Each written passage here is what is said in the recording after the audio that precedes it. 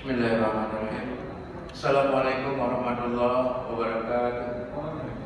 Izinkan kami membacakan rancangan putusan Dewan Perwakilan Rakyat Aceh tentang pandangan Dewan Perwakilan Rakyat Aceh terhadap jawaban penjelasan Gubernur Aceh atas hak interpelasi.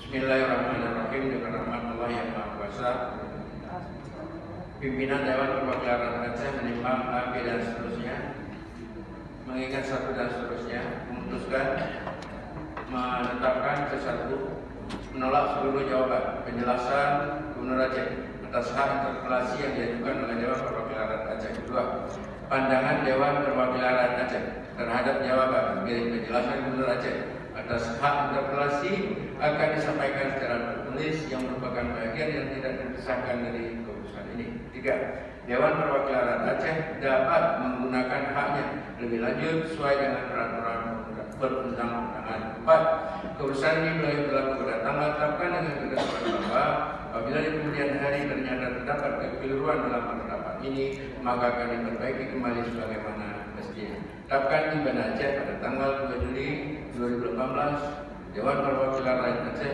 kedua belum ditandatangani Muharribin. Salinan keputusan ini disampaikan kepada 1. Menteri Luar Negeri Republik Indonesia, 2, dan seterusnya 5 para ketua komisi daerah.